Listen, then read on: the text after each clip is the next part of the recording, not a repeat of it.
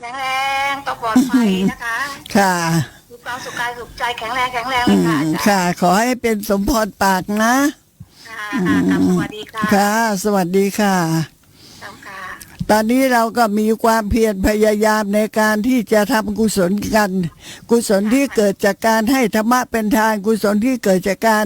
รับฟังพระธรรมคำสอนของพระพุทธเจ้า เพื่อความเจริญสติและปัญญานะค่ะค่ะสวัสดีค่ะความเพียรที่เราพูดถึงสัมมาวายามะมรรคองค์ที่6เนี่ยนะความเพียรชอบเนี่ยก็จะมีอยู่4อย่างด้วยกัน และจะเกิดขึ้นในขณะจิตเดียวกันด้วยนะก็คือถ้าเรามีความเพียรพยายามระวังบาปอกุศลที่ยังไม่เกิดไม่ให้เกิดขึ้นบาปอกุศลใดๆนะระวังเอาไว้อย่าให้เกิดขึ้นต้องมีสติมีทำความรู้สึกตัวให้ดีนะขณะนั้นเมื่อเรามีความเพียรพยายามระวังบาปอกุศลที่ยังไม่เกิดไม่ให้เกิดขึ้นก็ขณะนั้นก็ถือว่ามีสติสัมปชัญญะนะและขณะนั้นก็ได้ชื่อว่าเพียรละบาปอกุศลที่เคยเกิดขึ้นแล้วให้หมดสิ้นไปข้อนี้เป็นเพราะว่าจิตได้รับอารมณ์ได้เพียงอย่างใดอย่างหนึ่งเท่านั้นจิตเกิดขึ้นครั้งละ1 ดวงรับอารมณ์ได้เพียง1 อย่างดังนั้นการเพียรระวังบาปอกุศลไม่ให้เกิดก็อย่างหนึ่งการเพียรพยายามที่จะละบาปอกุศลที่เคยเกิดขึ้นแล้วให้หมดสิ้นไปก็อีกอย่างหนึ่งและเราก็เพียรพยายามที่จะรักษากุศลที่เกิดขึ้นแล้วให้เจริญยิ่งขึ้นไปก็อีกอย่างหนึ่ง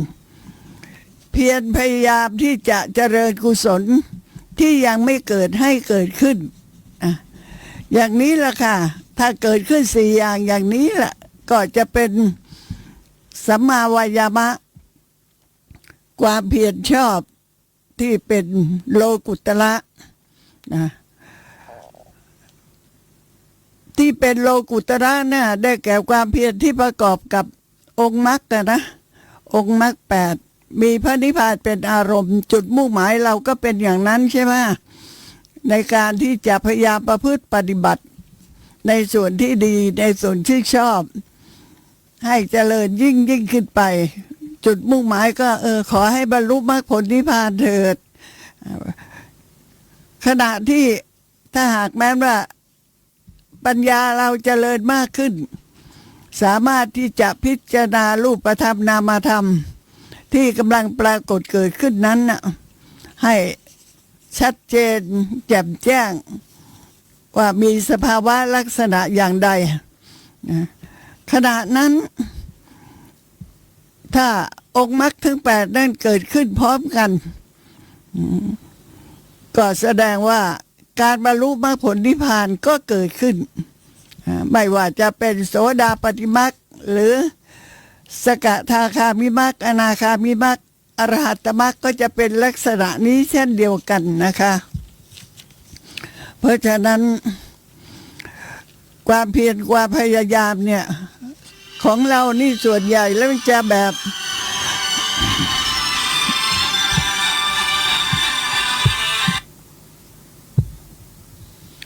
สวัสดีค่ะสวัสดีค่ะอาจารย์คะค่ะหนูฟังอาจารย์อยู่ค่ะอาจารย์หายไปนานเลยนะฟังเงียบ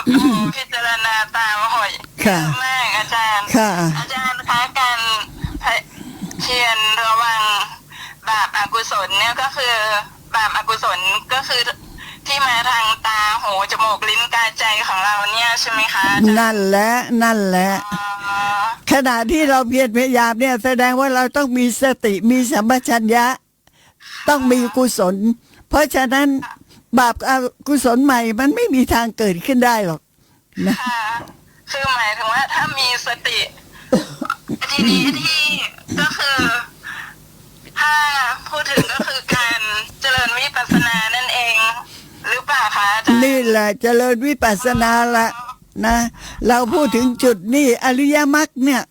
นะเรากำลังจะพูดจบในภายในอีกไม่กี่วันเนี่ยนะในอริยสัจสี่แล้วก็จะพูดถึงเรื่องการปฏิบัติไปอีกสักไม่นานนัก ก็จะขึ้นวิสุทธิมรรคโดยสังเขปสักหน่อย ค่ะค่ะอาจารย์คะที่บอกว่าระวังรักษาเพียรระวังบาปอกุศลที่ยังไม่เกิดเนี่ยไม่ให้เกิดขึ้น ค่ะ ในทางตานี่ก็คือต้องมีสติ ทีนี้ถ้าเกิดว่า ถ้าเราไม่มีสติ สมมติว่าถ้าอย่างมีความโกรธเกิดขึ้นอย่างเนี้ยค่ะถ้าเห็นแล้วก็โกรธไม่พอใจ ค่ะ อันเนี้ยก็คือไม่ได้ระวังแล้วใช่ไหมคะอาจารย์ ไม่ได้ระวังสิถ้าระวังนี่ความโกรธไม่พอใจก็จะไม่เกิด เพราะว่าการระวังเนี่ยเป็นบุญเป็นกุศลไง ค่ะ อาจารย์คะพอเราระวังไม่ให้เกิดเนี่ยคือมีสติรู้สึกตัวอยู่ ค่ะ กำหนดในปัจจุบันอารมณ์ไม่ว่าอารมณ์นั้นจะผ่านมาทางตาหรือว่าทางหู หรือว่าทางจมูกทางลิ้นทางกาย แล้วก็กำหนดให้ทันในปัจจุบันอารมณ์นั้นขณะนั้นเรียกได้ว่าเป็นบุญกุศลแล้วนะเป็นบุญกุศลดังนั้นเมื่อบุญกุศลเกิด จิตที่เป็นบุญกุศลเกิด จิตที่เป็นบาปอกุศลก็เกิดไม่ได้ และในขณะนั้นไอ้บาปอกุศลเก่านะก็ได้ชื่อว่าถูกละไปโดยตะทางฆ่าประหารนะบาปอกุศลใหม่เนี่ยมันเกิดไม่ได้ด้วย ค่ะอ๋อนี่ค่ะอาจารย์เนี่ยหนูอยากฟังซ้ำๆหลายๆรอบเลยอ่ะอาจารย์ ค่ะ เนี้ยอาจารย์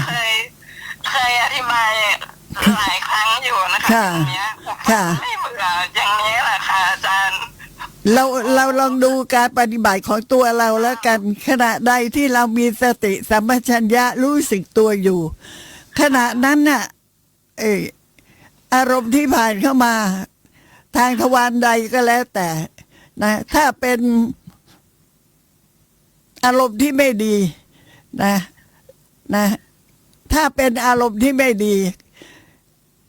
โดยปกติแล้วถ้าไม่มีสติสัมปชัญญะก็เต้นผางไปเลยนะเต้นผางไปเลย แต่ขณะที่มีสติสัมปชัญญะรู้ตัวอยู่ ก็พิจารณาว่าอ๋อนี่มันเป็นเพียงโทสะที่มันเกิดแค่นั้นเอง หรือว่าโลภะที่เกิดนะ ค่ะ มันก็เราก็ไม่คล้อยตามมันก็จบ ค่ะ แต่ถ้าไม่รู้สึกตัวนี่แหมแค่สะกิดนิดเดียวเท่านั้นเนี่ยไม่ว่าสะกิดทางตาหรือทางหู นิดเดียวเท่านั้นแล้วเต้นผางเลยนะ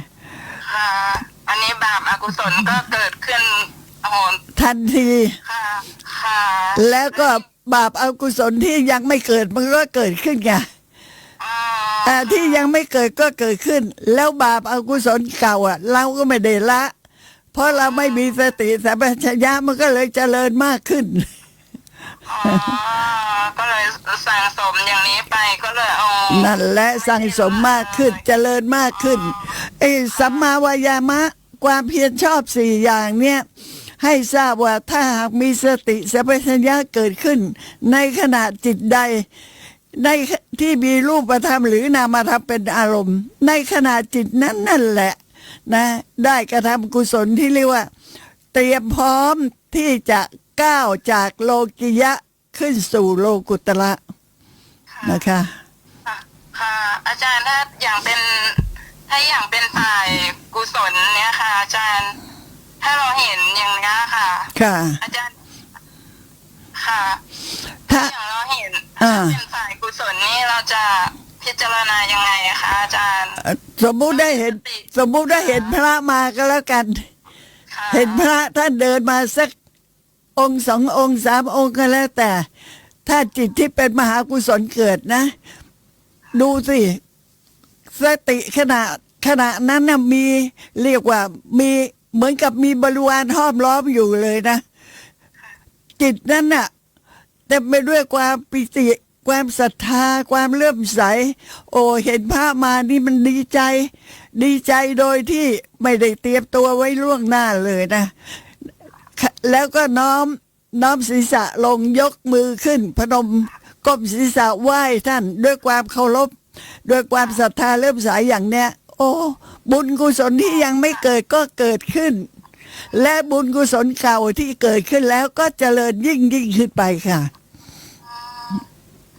อ๋อค่ะค่ะหัวอาจารย์พูดถึงตรงนี้หนูนึกถึง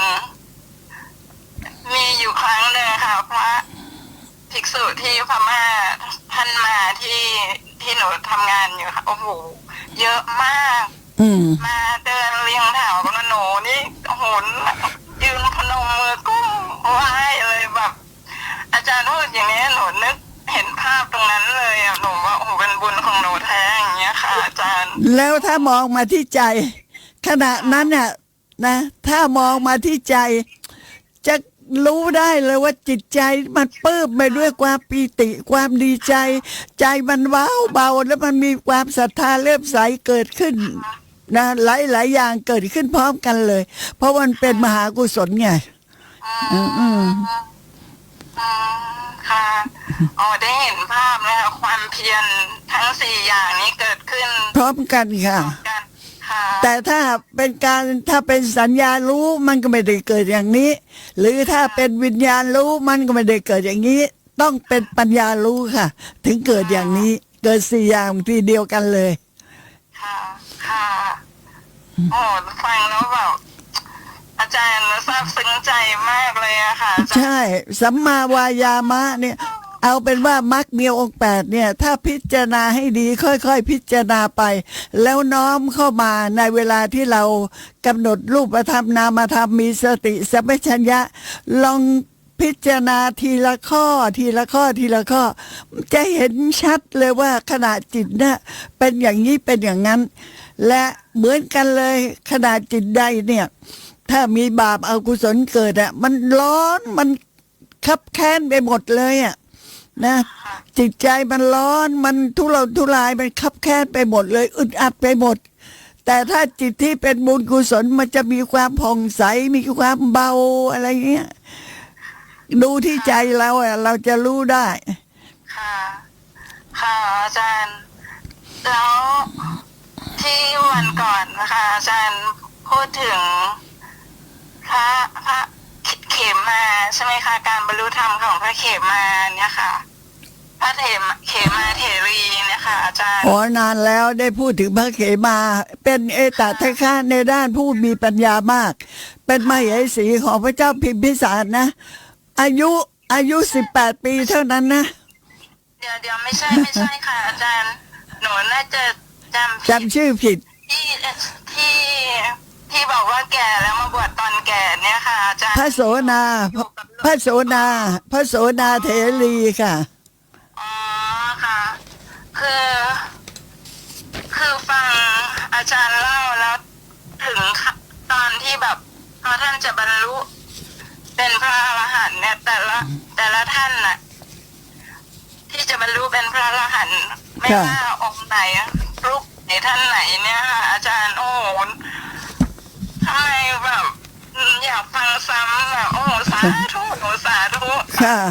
ละค่ะอาจารย์แล้วจะรู้สึกได้นะการฟังธรรมเนี่ยแต่ละคนที่ฟังธรรมอ่ะความรู้สึกเกิดขึ้นไม่เหมือนกันนะถ้าเป็นคนที่ได้ปฏิบัติสืบต่อมาเจริญวิปัสสนากำหนดรูปน้ำนี่แหละนะความรู้สึกจะอีกอย่างหนึ่งเลยมันจะเกิดความดีใจโสมนัสปิติแล้วจิตใจเนี่ยเบาเชียวนะยิ่งเมตตาแล้วยิ่งเห็นชัดใหญ่เลยเมตตาเกิดแล้วเห็นชัดเลยนะแล้วตรงข้ามกับเมตตาคืออะไรคือโทสะน่ะใช่ไหมถ้าโทสะเกิดแล้วโอ้โหใจคอมันอึดอัดมันคับแค้นไปหมดเลยอ่ะค่ะตรงข้ามกันเลยค่ะตรงข้ามกันนะค่ะ ค่ะอาจารย์หนูกราบขอบพระคุณอาจารย์ค่ะ ค่ะ เดี๋ยวหนูฟังต่อค่ะขอให้อาจารย์สุขภาพร่างกายแข็งแรงค่ะหนูฟังอยู่ค่ะฟังอยู่ทุกวันค่ะ โมทนาด้วยนะคะ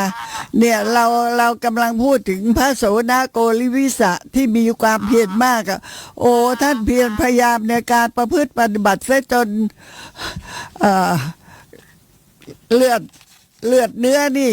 นะหลั่งไหลออกมาจากฝ่าเท้าฝ่ามือหัวเข่าลำบากจนกระทั่ง อยากจะศึกเลยอ่ะว่าโอ้โหมันไม่ไหวแล้วอ่ะอยากจะศึกไปเอาเงิน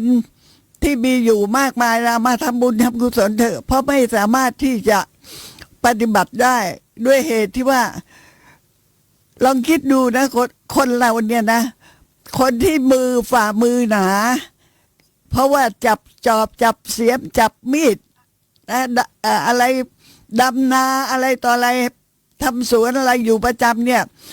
ฝ่ามือเนี่ยจะหนาถึงแม้ว่าจะเท้าลงไปที่พื้นที่เขาปูด้วยหินหรือว่าปูด้วยอะไรกระเบื้องค่ะอาจารย์ อะไรพวกเนี้ยนะมันก็ไม่ได้ถึงจะทำให้มือแตก แล้วถ้าคนที่มือบางพอโดนไปปั๊บเนี่ยโหมันเหมือนกับมีหนามตำอ่ะแล้วทุกวันเนี่ยมันเลือดออกพอเลือดออกเข้า ทีนี้พอมาโดนอีกเมื่อไหร่มันก็เลือดออกมากขึ้นน่ะเห็นแล้วมันก็ใจเสียขนาดท่านมีความเพียรมากกันนะก็ยังใจเสียเพราะนั้นต้องอาศัยอาจารย์คือต้องอาศัยพระพุทธเจ้านั่นเองมาแสดงธรรมนะเหมือนกับว่าตอนที่ยังเป็นคฤหัสถ์อยู่เป็นนักดีดพิณไม่ใช่เหรอท่านก็บอกว่าใช่พระพุทธเจ้าตรัสถามว่าแล้วสายพิณเนี่ยที่เธอขึงเนี่ยเหมือนกับกีตาร์อย่างเงี้ยใช่ไหมที่ขึงเนี่ยถ้ามันตึงเกินไปเนี่ยเวลาที่ดีดพิณเนี่ยเสียงจะเพราะไหมบอกว่าไม่ไพเราะพระเจ้าค่ะถ้าไปขึงสายพิณให้มันหย่อนมากเวลาดีดพิณเนี่ยจะมีเสียงไพเราะไหมก็ทูลตอบว่าไม่ไพเราะพระเจ้าค่ะถ้าอย่างนั้นเธอลองพิจารณานะสายพิณที่ขึงไม่ตึงจนเกินไปและไม่หย่อนจนเกินไปขึงอยู่เพียงระดับพอดีแล้วคนดีดพิณก็มีวิชาความรู้ในการดีดมีฝีมือในการที่จะดีดพิณประกอบกับสายพิณน่ะไม่ตึงเกินไปไม่หย่อนเกินไปถามว่าจะมีเสียงไพเราะชวนฟังไหมพระโสนก็กราบทูลว่าชวนฟังพระเจ้าค่ะใช่พระเจ้าค่ะเนี่ยตรงเนี้ยพระพุทธเจ้าก็ยกเอาตรงเนี้ยขึ้นมาพูดว่านี่แด่โสนะสายพิณนี้ที่ตถาคตอุปมาเนี่ยเป็นฉันใดความเพียรก็เป็นฉันนั้นขณะใดที่มีความเพียรมากจนเกิดไปทำอะไรก็ไม่ได้ผลเพราะว่าใจมันฟุ้งซ่านนะแต่ถ้ามีความเพียรย่อหย่อนจนเกินไปนะไม่ค่อยที่จะเพียรพยายามเลยใจมันก็เกียจค้านการบรรลุธรรมก็เกิดขึ้นไม่ได้นะเพราะฉะนั้นต้องทำความเพียรให้เพียงพอดีทำความเพียรให้เพียงพอดีรู้จักความพอดีแห่งอินทรีย์ทั้งหลายตรงเนี้ยอินทรีย์ตรงเนี้ยอินทรีย์ตรงนี้หมายความถึงศรัทธาวิริยะสติสมาธิปัญญาและถ้าเราพูดถึงอินทรีย์อีกอย่างอีกประเภทนึงก็จะหมายถึงจักขุนทรีย์โสตินทรีย์ต่างๆเหล่านั้นแต่พอถึง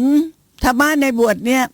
ที่พระพุทธเจ้าตรัสว่าเธอจงรู้จักความพอดีแห่งอินทรีย์ทั้งหลายก็เราเรียนแล้วเราก็รู้ศรัทธากับปัญญาเนี่ยนะต้องให้เสมอกันศรัทธามากเกินไปก็โอ้โหวุ่นวายเลยวิ่งไปที่นู่นวิ่งไปที่นี่นะไปไหว้ตรงนั้นไปไหว้ตรงนี้ไปบนบานที่นั่นบนบานที่นี่แม้กระทั่ง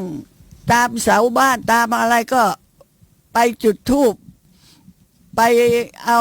อะไรผ้าแพรไปผูกกันเยอะแยะโอ้ศรัทธา ศรัทธาอะไรตะเลิดเปิดเปิงไปเลยเพราะอะไร เพราะว่าไม่มีปัญญาเข้าไปประกอบว่านั่นไม่ใช่ที่พึ่ง นั่นไม่ใช่สรณะนะ แต่ที่พึ่งอันประเสริฐที่พึ่งอันเกษมก็คือ พระพุทธพระธรรมพระสงฆ์นั่นไงแต่ถ้ามีศรัทธาแล้วมีปัญญามากเกินไป ปัญญามากเกินไปก็ไม่ดีนะลองพิจารณาคนรอบข้างกันนะคนไหนที่เรียนหนังสือมามากๆนะมีตำแหน่งใหญ่โตมีเงินทองเยอะแต่ความที่เขาจะศรัทธาในพุทธศาสนานะไม่มีแล้วเขาก็จะว่าพระพุทธเจ้าเป็นใครมาจากไหนอะไรมันจะเก่งขนาดนั้นไม่เชื่อเนี่ยได้ยินกับหูเลยนะคนจบปริญญาโททางฝ่ายของวิศวะอะไรพวกเนี้ยก็พูดกันอย่างเงี้ยนะเก่งมาจากไหนดีมาจากไหนจะรู้อะไรไปหมดเนี่ยไม่เชื่อภรรยาเขาก็เลยพูดไปว่านี่คุณพูดอย่างเงี้ยคุณเคยบวชแล้วไม่ใช่เหรอเคยบวชเคยเรียนแล้วทำไมยังพูดอย่างนี้เขาก็บอกบวชเรียนเนี่ยมันก็ตามประเพณีเท่านั้นน่ะแม่ถ้าอย่างนี้คนมีปัญญาลักษณะอย่างนี้นะพระพุทธเจ้าบอกตายแล้วนะไปนรกนะเพราะว่าเขาไม่มีศรัทธาในศาสนาเลยเขาก็เตลิดเปิดเปิงไปในทางโลกซะจนสุดกู่เลยนะดังนั้นศรัทธากับปัญญาเนี่ยต้องเสมอกัน อย่าให้มันเกินจนเกินไปนะแล้วก็วิริยะความเพียรเนี่ยเพียรมากเกินไปก็ไม่ดีนะเพียรมากเกินไปก็ฟุ้งซ่านจะเอาให้ได้จะต้องปฏิบัติให้ได้จะต้องอย่างนั้นจะต้องอย่างนี้ทำไมกำหนดไม่ทันนะทำไมกำหนดไม่ทันเนี่ยมันจะต้องกำหนดได้สิอะไรโอ้ใดที่สุดมันฟุ้งไม่จับอะไรไม่ได้เลยเพียรมากเกินไปไม่ดีใช่ไหมจะเอาให้ได้จริงจะเอาให้ได้จะต้องสำเร็จด้วยจะต้องใช่แล้วสมาธิเนี่ยสมาธินี่พอเข้านั่งปฏิบัติสมาธิโดยสภาพเดิมจิตใจก็มีความคิดว่าต้องให้จิตสงบก่อนแล้วมันก็จะเป็นพื้นฐานให้ปัญญาเกิดอย่างนี้ก็ถูกแต่ว่าพอมาปฏิบัติจริงๆจิตมันไม่สงบเนี่ยสินะจิตไม่สงบมันก็ใช้ไม่ได้นะเพราะว่าสมาธิแค่ขั้นคณิกะสมาธิมันก็ตกหล่นอยู่นั่นเนี่ยไม่มีกำลังอะไรเลยจะไปหวังอะไรนะแต่นี้ถ้าเผื่อว่าสมาธิมากเกินไปก็ทิ้งวิปัสสนาเพราะว่าหวังที่จะได้ฌานจิตไปนู่นนะเพราะว่าสงบไงสงบเพราะนั้นวิริยะความเพียรมากเกินไปไม่ดีนะทำให้ฟุ้งซ่านแล้วก็สมาธิมากเกินไปก็เลยไม่ยกจิตขึ้นพิจารณารูปธรรมนามธรรมเลยล่ะติดอยู่กับความสงบไปนั่นนะแต่สติเนี่ยต้องให้มากสติเนี่ยขาดไม่มีใครสติเกินมีแต่สติขาดดังนั้นสติที่ระลึกได้นะยิ่งมากยิ่งดีต้องให้พอดีกันโดยตลอดแล้วถ้ากำหนดอย่างนี้ได้เนี่ยนะก็จะปรับเองปัญญาของเราเนี่ยจะปรับเองว่าแค่ไหนพอดีแค่ไหนพอดีนะพระพุทธเจ้าตรัสสอนท่านโสนโกลิวิสะอย่างนี้ท่านก็ทูลรับค่ะว่าพระเจ้าค่ะแล้วท่านก็เพียรปฏิบัติอย่างนั้นนะปฏิบัติจนในที่สุดท่านบรรลุเป็นพระอรหันต์บรรลุเป็นพระอรหันต์แล้วก็มีความคิดว่าเราจะไปเฝ้ากราบทูลพระพุทธเจ้าให้ทรงทราบพอไปเฝ้าพระพุทธเจ้าถวายบังคมแล้วก็กราบทูลว่าข้าแต่พระองค์ผู้เจริญภิกษุรูปใดเป็นอรหันต์สิ้นอาสวะสำเร็จพรหมจรรย์แล้วกระทำสิ่งที่ควรกระทำสำเร็จแล้ววางของหนักได้แล้วบรรลุถึงประโยชน์ของตนหมดเครื่องเกาะเกี่ยวไว้ในภพรู้ชอบเพราะหลุดพ้นซึ่งอาสวะกิเลสแล้วนั่นเองภิกษุนั้นย่อมเป็นผู้ที่มีจิตน้อมไปในคุณธรรม ในคุณธรรมต่างๆทั้ง6ประการคือน้อมไปในเรื่องของการบรรพชาเพื่อที่จะออกจากกามว่าตนเองก็ได้ปฏิบัติแล้วเนี่ยน้อมไปในความสงัดความวิเวกไม่วุ่นวายน้อมไปในการที่จะไม่ไปเบียดเบียนคนอื่นเขาให้ได้รับความเดือดร้อนน้อมไปในการที่จะละคลายความยึดมั่นถือมั่นในขันธ์ห้านั่นแหละและน้อมไปในการที่จะหมดสิ้นกิเลสตัณหาและเพื่อความหมดสิ้นไปแห่งโมหะความไม่ลุ่มหลงนั่นเองเมื่อท่านโสดากราบทูลพระพุทธเจ้าอย่างเงี้ยพระพุทธองค์ก็สดับแล้วก็ตรัสสรรเสริญพระโสดาว่ากุลบุตรทั้งหลายเช่นโสดาย่อมประกาศความเป็นพระอรหันต์ด้วยอาการอย่างนี้กล่าวแต่ใจความไม่น้อมตนเข้ามาเปรียบเทียบว่าเราบรรลุส่วนโมฆะบุรุษก็คือผู้ที่ไม่มีความรู้ไม่มีปัญญาบางคนก็ชอบอวดอ้างว่าเราเป็นพระอรหันต์เราเป็นพระอรหันต์เขาก็จะต้องเดือดร้อนในภายหลังตรัสว่าดูก่อนโสดาเธอมีความสุขมาตั้งแต่เกิดมาในตระกูลของเศรษฐีตถาคตอนุญาตรองเท้าชั้นเดียวให้เธอสวมใส่ได้เพราะว่าแม่จนเท้าแตกขนาดนั้นนะพระพุทธเจ้าอนุญาตเลยแต่พระโสดากราบทูลว่าข้าแต่พระองค์ผู้เจริญข้าพระองค์นั้นได้สละทรัพย์สมบัติเงินทองมีจำนวนมากถึง80เล่มเกวียนออกบรรพชาโดยไม่สนใจใยดีไม่หวนหาอะไรในทรัพย์สมบัติเหล่านั้นนะแล้วบัดนี้จะมารับอนุญาตรองเท้าจากพระองค์ยังเกี่ยวข้องอยู่กับรองเท้าเพียงคู่เดียวชั้นเดียวถ้าพระองค์จะทรงอนุญาตให้ภิกษุทั้งหลายใช้รองเท้าได้เหมือนดังที่พระองค์ทรงอนุญาตให้ข้าพระองค์ใช้รองเท้าได้นั่นแหละข้าพระองค์ก็จะยอมรับในคำอนุญาตของข้าพระองค์ของพระพุทธองค์แต่ถ้าพระองค์ไม่ทรงอนุญาตข้าพระองค์ก็จะไม่รับใช้เลยพระเจ้าค่ะเห็นไหมพระพุทธเจ้าให้รองเท้านะให้สวมใส่ได้เนี่ยต้นเหตุมาจากพระโสดานี่แหละแล้วพระโสดาบอกถ้าพระรูปอื่นไม่ได้ใช้ท่านก็จะไม่ใช้เพราะฉะนั้นถ้าจะอนุญาตให้พระใช้ได้ก็ต้องให้พระรูปอื่นใช้ด้วยความที่ท่านกลัวต่อคำตำหนิติฉินนินทานะพระพุทธเจ้าก็เอาเรื่องนั้นนั่นแหละมาเป็นต้นเหตุแล้วก็ตรัสแก่ภิกษุทั้งหลายว่าภิกษุทั้งหลายตถาคตนั้นอนุญาตรองเท้าชั้นเดียวให้ภิกษุทั้งหลายใช้ได้ให้เว้นรองเท้าหลายชั้นเสียอันนี้เรื่องรองเท้านะ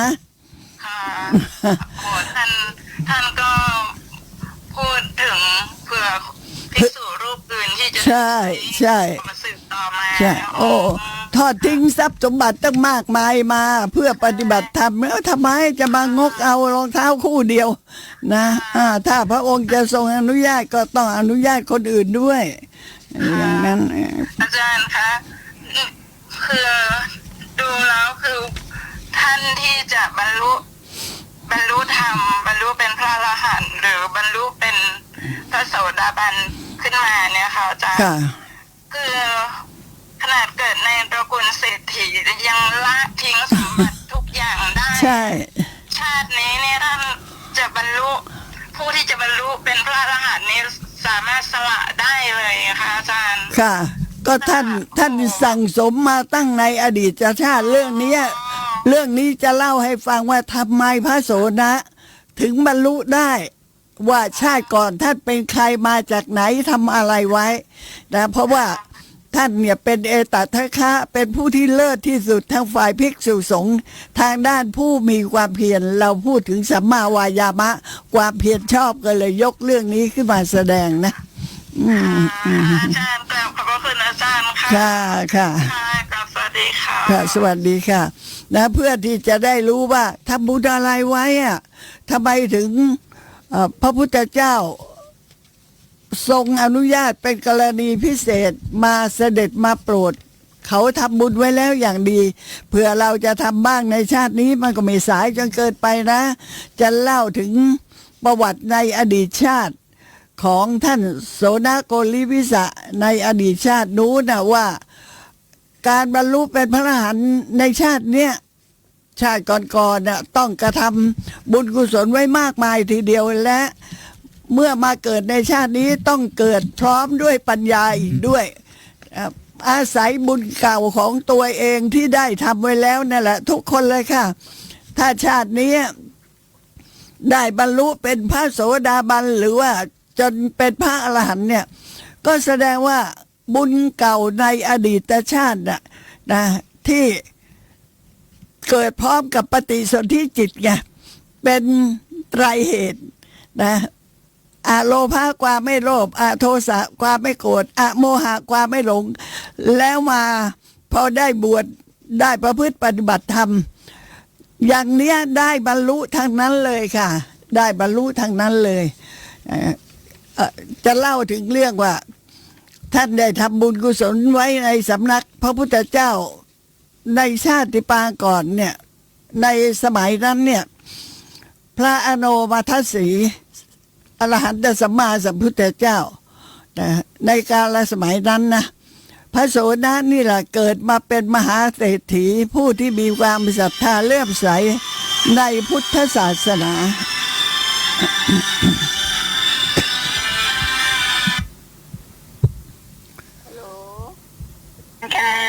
ค่ะสวัสดีค่ะค่ะโอ้กราบขอบพระคุณมากนะคะชื่นชมหัวใจมากเลยค่ะชื่นใจมากกราบขอบพระคุณนะคะค่ะอยู่ค่ะขอฟังต่อนะคะค่ะกราบขอบพระคุณค่ะค่ะสวัสดีค่ะตอนนี้จะเล่าพระสูตรให้มากหน่อยค่ะตอนนี้จะเล่าพระสูตรให้มากหน่อยแล้วก็คิดว่าอีกสูตรหนึ่งเนี่ยเราไม่เคยได้ฟังกันนะแต่จะบอกทีหลังว่าอีกสูตรคืออะไรที่จะเล่าให้ฟังต้องดีใจกันแน่เลยเอาเป็นว่าพระโสดาก่อนละกันโสนโกลิวิสะเนี่ยในอดีตชาตินะในศาสนาของพระโนมัทสีสัมมาสัมพุทธเจ้าเนี่ยท่านก็ได้เกิดมาเป็นมหาเศรษฐีผู้ที่มีความศรัทธาเลื่อมใสในพระพุทธศาสนาในค่ะเชิญค่ะขอบพระคุณค่ะในชาตินั้นเนี่ยท่านได้ก่อสร้างที่เดินจงกรมโบกด้วยปูนคือเทปูนให้พระภิกษุสงฆ์สมณเณรใช้เป็นที่เดินจงกรมและที่เดินจงกรมของท่านเนี่ยสวยงามประดับด้วยดอกไม้ต่างๆแล้วก็ขึงผ้าเป็นเพดานไว้เบื้องบนนะเพื่อป้องกันแดดป้องกันฝน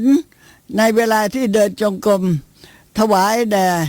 พระอโนมัทสีพุทธเจ้าด้วยอีกทั้งยังสร้างศาลาขึ้นอีกหลังหนึ่งถวายแด่ภิกษุสงฆ์คือได้ทำบุญทำกุศลในสมัยของพระอโนมัทสีสัมมาสัมพุทธเจ้าพอมาถึงการผ่านมานะคะถึงกาลสมัยของพระปทุมุตตระสัมมาสัมพุทธเจ้าท่านโสนะก็ได้เกิดในตระกูลของเศรษฐีอีกเพราะว่าทำบุญเยอะเกิดเมื่อไหร่ก็เป็นเศรษฐีนะท่านก็ได้เกิดอยู่ในตระกูลของเศรษฐีในเมืองหงสาวดีมีชื่อว่าสิริวัฒนะ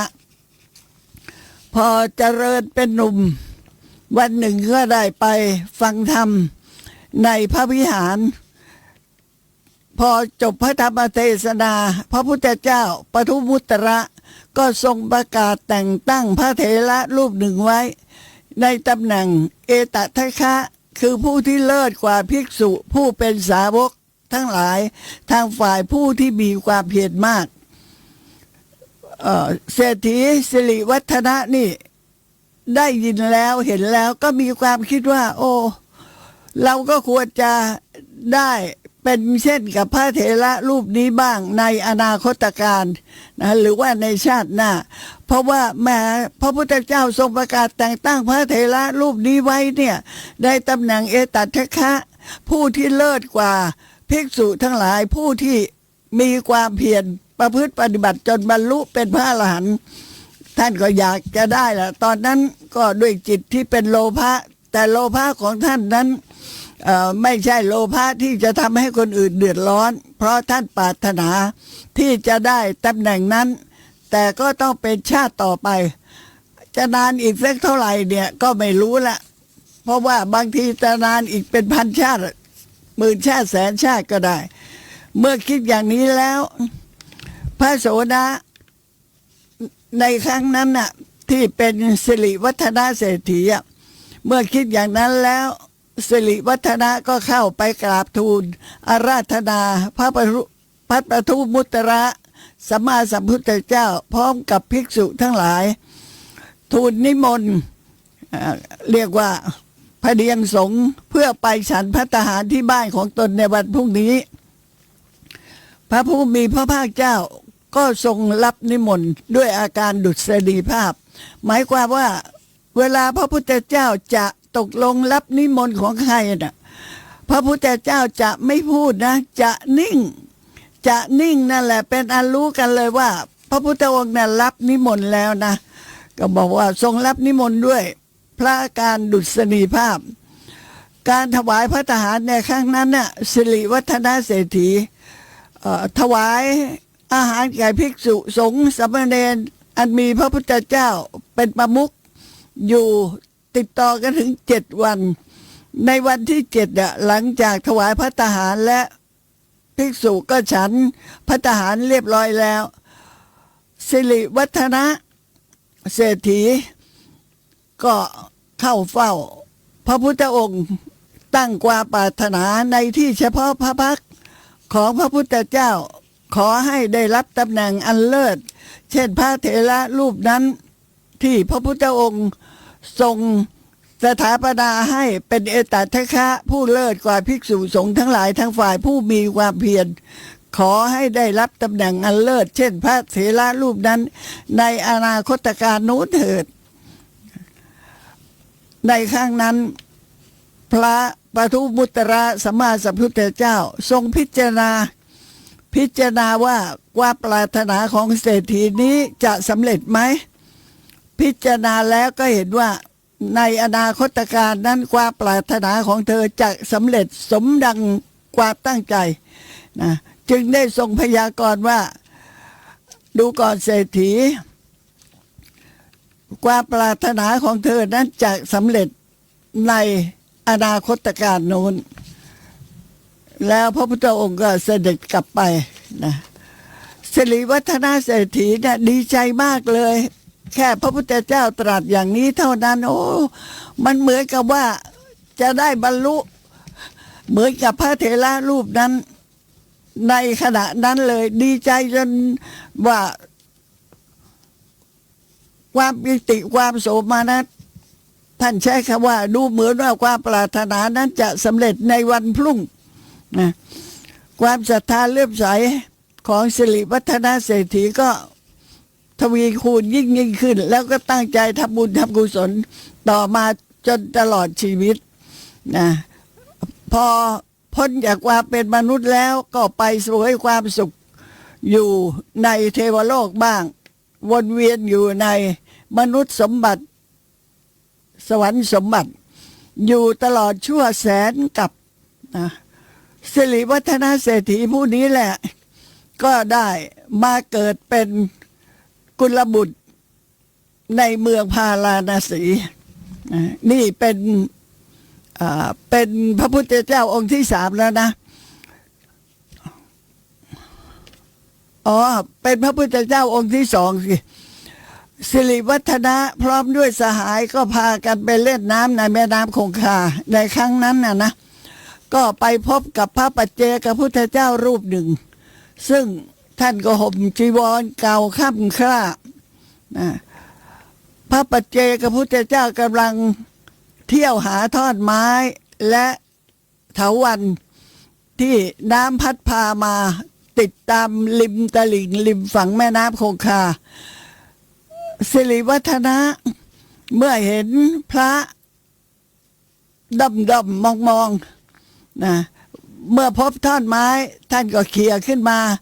เมื่อพบเครือไม้หรือกิ่งไม้นะที่แข็งแรงหน่อยท่านก็เขี่ยขึ้นมามารวมกันไว้ที่ริมฝั่งแม่น้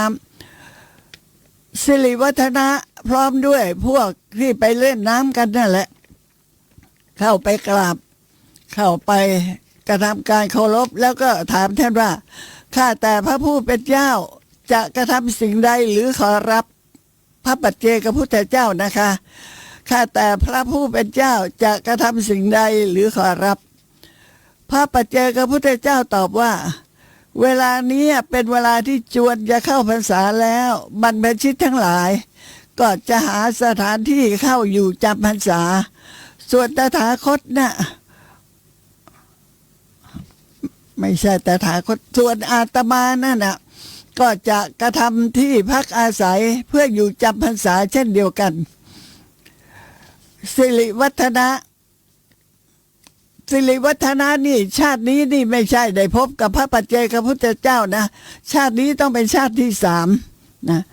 สิริวัฒนะและพวกก็พากันเรียนว่าข้าแต่พระผู้เป็นเจ้าผู้เจริญ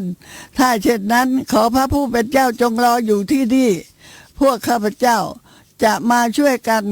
กระทำที่อยู่ที่อาศัยให้กับพระผู้เป็นเจ้าในวันพรุ่งนี้ขอรับนะได้พบกับพระปัจเจกพุทธเจ้าแสดงว่าเป็นชาติที่3แล้วนะเพราะว่าถ้ามีพระอรหันตสัมมาสัมพุทธเจ้าก็จะไม่มีพระปัจเจกพุทธเจ้าต่อเมื่อในการที่ว่างจากพระอรหันตสัมมาสัมพุทธเจ้าพระปัจเจกพุทธเจ้าก็จะเกิดขึ้นก็เป็นอีกชาติหนึ่งแล้วล่ะนะพระปัจเจกพุทธเจ้าได้ฟังว่าเศรษฐีผู้นี้นะจะมาทำบรรณศาลาให้จะปลูกกระต๊อบปลูกที่อยู่ที่พักสำหรับเข้าพรรษาให้พระปัจเจกพุทธเจ้าก็รับนิมนต์และก็มีความคิดที่จะสงเคราะห์ในหนุ่มๆผู้นี้นะและพอบุคคลทั้งหลายเหล่านั้นทราบว่าพระปัจเจกพุทธเจ้ารับนิมนต์แล้วก็กลับมาจัดเครื่องสักการะบูชาคอยท่าพระปัจเจกพุทธเจ้าอยู่ตั้งแต่เช้าตรู่ทีเดียวเพราะว่านิมนต์ให้มาฉันอาหารด้วยนะพระปัจเจกพุทธเจ้านั้นคิดขึ้นว่าวันนี้เราจะได้อาหารจากที่ไหนหนอก็นึกถึงสิริวัฒนกุมารขึ้นมาได้ก็ไปที่ประตูบ้านสิริวัฒนะพอเห็นพระปัจเจกพุทธเจ้ามาถึงบ้านก็รีบออกไปต้อนรับแล้วก็นำท่านไปนั่งในที่สมควรจัดอาหารใส่บาตรแล้วนำกลับมาถวายกล่าวแก่พระปัจเจกพุทธเจ้าว่าขอพระผู้เป็นเจ้าจงมารับบิณฑบาตที่บ้านของกระผมนี้ตลอดพรรษานี้เถิดในสมัยก่อนเนี่ยนะคะเวลาเขาใส่บาตรพระเนี่ยเขาไม่ได้ใส่นิดเดียวนะเขาจะรับบาตรพระมาเลยบาตรเปล่าๆเนี่ยรับมาแล้วก็ให้พระรออยู่ก็นำบาตรนั่นแหละไปใส่อาหารจนเต็มแล้วก็มาถวายบางทีนำบาตรใส่อาหารจนเต็มแล้วก็นิมนต์ท่านเข้ามาในบ้านให้ฉันพระทหารในบ้านด้วยก็แล้วแต่ความสะดวกนะ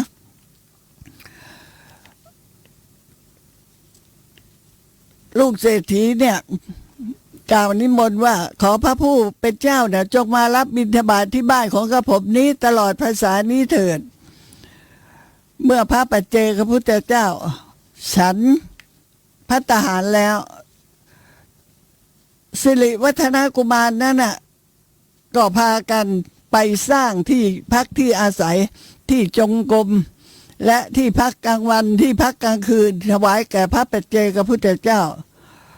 และสิริวัฒนะนั้นก็ยังได้ถวายผ้ากำพลแดงผืนหนึ่งโอ้ผ้ากำพลนี่เป็นผ้าที่มีราคามากนะ บอกว่ากำพลแดงเนี่ยมีราคาเป็นแสนเลยนะ เป็นผ้าห่มที่ตัวเองใช้อยู่นั่นแหละ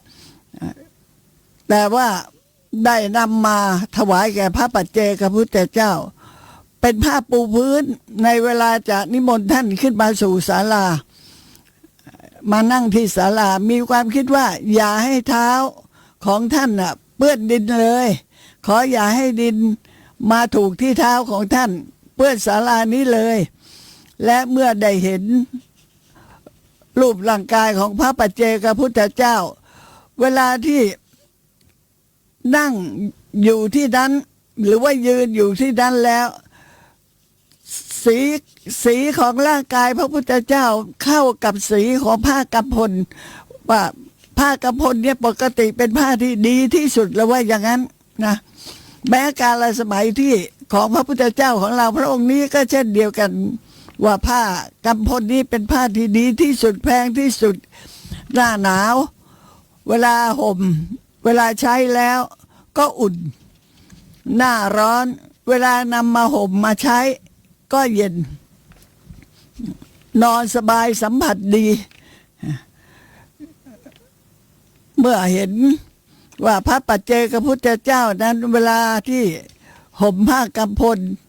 ก็เกิดความศรัทธาเลื่อมใสขึ้นอีกแล้วก็กล่าวขึ้นว่าในเวลาที่พระผู้เป็นเจ้าเหยียบไปบนผ้ากำพลนี้ผ้ากำพลนั้นดูสว่างไสวไปหมดงดงามขึ้นมาก็ขอให้สีมือและสีเท้าของข้าพเจ้าจงมีสีแดงเหมือนดอกสะเอ้งเถิดเห็นไหมคะสิริวัฒนกุมารเนี่ยก็คือโสนโกลิวิสะนั่นเองเขาต้องทำเหตุไว้ที่ดีแล้วก็คือได้ถวายผ้ากำพลให้แก่พระปัจเจกพุทธเจ้าแล้วก็ตั้งจิตอธิษฐานว่าขอให้สีที่ฝ่ามือและสีที่ฝ่าเท้าของข้าพเจ้านะจงมีสีแดงเหมือนกับดอกสะเอ้งนะแล้วให้มีสัมผัสที่อ่อนนุ่มเหมือนกับสำลีทุกภพทุกชาติไปเลยขอให้ร่างกายของท่านจงมีฝ่ามือมีสีแดงฝ่าเท้าก็มีสีเขียวนะแล้วก็สัมผัสที่ร่างกายก็ดีอ่อนนุ่มไปหมดทุกภพทุกชาตินี่เป็นการปรารถนาตั้งความปรารถนาไว้พระปัจเจกพุทธเจ้าเมื่อรับถวายสิ่งของต่างๆเรียบร้อยแล้วท่านก็กลับไปเป็นอยู่ที่ภูเขาคันธมาศค่ะในพระคัมภีร์เนี่ยกล่าวถึงอดีตชาติของโสนโกลิวิสะไว้หลายแห่งทีเดียวนะคะว่าการทำบุญทำกุศลของท่านนะท่านเคยถึงกับว่าสร้างถ้ำแห่งหนึ่งไว้ทำอุโมงค์แล้วสร้างเป็นถ้ำที่อยู่ที่อาศัยแห่งหนึ่งแล้วปูลาดด้วยผ้าเนื้อดีถวายแก่ภิกษุทั้งหลายผู้ที่มาแล้วจากทิศทั้งสี่จะมาจากทิศเหนือทิศใต้ตะวันออกตะวันตกเมื่อมาถึงบ้านของโสนโกลิวิสะในอดีตชาติแล้วเนี่ยก็จะได้มาอยู่ที่ถ้ำนี่แหละนะซึ่งเป็นสถานที่ที่ใกล้กับเมืองพันธุมมารีในศาสนาของพระวิปัสสีสัมมาสัมพุทธเจ้านี่4 ชาติแล้วนะโดยย่อนะในศาสนาของพระวิปัสสีพุทธเจ้าและก็ยังได้บวชในสำนักของพระวิปัสสีพุทธเจ้าอีกด้วยในครั้งนั้นแต่ก็ไม่ได้บรรลุอะไรเลยเมื่อท่านมรณภาพจากชาตินั้นแล้วก็เวียนว่ายตายเกิดอยู่ในเทวโลกบ้างมนุษยโลกบ้างตลอดกาลนานถึง91 กับ91 กับนี่ไม่น้อยเลยว่ากี่แสนกี่ล้านชาตินะแล้วจึงได้กลับมาเกิดเป็นลูกเศรษฐีอยู่ในเมืองจำปาในชาตินี้เข้ามาบวชในพระพุทธศาสนามีชื่อว่าพระโสนโกลิวิสะนะเข้ามาบวชในพระพุทธศาสนาเป็นผู้ที่มีความขยันหมั่นเพียรยอดเยี่ยมนะในที่สุดก็ได้บรรลุเป็นพระอรหันต์ผู้ที่ทรงไว้ซึ่งปฏิสัมภิทาญาณ 4 ปฏิสัมภิทาญาณเนี่ยหมายความถึงว่ามีปัญญาที่แตกฉานมากเลยนะแตกฉานในเหตุแตกฉานในผลแตกฉานในการที่จะพูดอะไรต่างๆเหล่านี้ในเรื่องของอริยสัจสี่เชี่ยวชาญชำนาญมากโต้ตอบปัญหาได้อย่างดีเลยนะเป็นผู้ที่แตกฉานในปฏิสัมภิทาญาณสี่วิโมกข์8และอภิญญา6นะก็คือได้ถึงเนวสัญญานาสัญญายตนะฌานนู่นนะได้อภิญญา6นะตาทิพย์หูทิพย์ต่างๆเหล่านี้เป็นต้นในคัมภีร์บาลีเนี่ยนะคะอังคุตรนิกายเอกนิบาตเนี่ยมีแสดงไว้ว่าพระผู้มีพระภาคเจ้าในชาติสุดท้ายเนี่ยทรงยกย่องพระโสดาโกลิวิสะเถระไว้ตั้งอยู่ในฐานะอันยอดเยี่ยมว่าดูก่อนภิกษุทั้งหลายพระโสดาโกลิวิสะเป็นเอตทัคคะคือเป็นผู้ที่เลิศประเสริฐกว่าภิกษุทั้งหลายผู้ที่เป็นสาวกของตถาคตในทางที่ปรารภความเพียรค่ะการที่พระโสดาโกลิวิสะได้รับการแต่งตั้งให้เป็นเอตทัคคะเนี่ยเพราะอะไรเพราะเหตุในอดีตชาตินู้นนะที่ท่านได้เข้าเฝ้าพระพุทธเจ้าพระองค์ก่อนๆมาแล้วก็ทำบุญทำกุศลไว้มากทีเดียวตั้งความปรารถนาไว้ประกอบด้วยความเพียรความพยายามพอมาถึงในปัจจุบันชาตินี้เนี่ยนะก็ได้สำเร็จสมดังความปรารถนานี่เป็นเรื่องของพระโสนโกลิวิสะเถระผู้ที่ปรารภความเพียรนะคะท่านฟังแล้วก็คงจะถ้าเป็นเราบ้างก็คงจะดีนะสำหรับเวลาวันนี้หมดแล้วพรุ่งนี้ค่ะพรุ่งนี้เนี่ยจะพูดถึงจะเล่าถึงเรื่องสัมมาสตินะจะพูดถึงเรื่องสัมมาสติอันเป็นมรรคองค์ที่7แล้วก็จะอัญเชิญประวัติของพระอานนท์มาแสดงให้ฟังซึ่งนี้มีความเห็นว่าประวัติของพระอานนท์เนี่ยนะพุทธอนุชาเนี่ยเกือบจะไม่มีใครพูดถึงเลยนะพูดกันนิดหนึ่งประวัติของท่านมีเยอะมากเลยค่ะเอาไว้วันพรุ่งนี้นะจะพูดถึงสัมมาสติแล้วก็จะยกประวัติของท่านพระอานนท์เนี่ยผู้ที่เป็นเอตทัคคะเป็นผู้ที่ยอดเยี่ยมกว่าภิกษุทั้งหลายอยู่ถึง5อย่างด้วยกันแต่วันนี้เวลาหมดแล้วก็เลยขอจบด้วยสังเขปเพียงแค่นี้ค่ะพบกันใหม่ในวันพรุ่งนี้นะคะสวัสดีค่ะทุกท่าน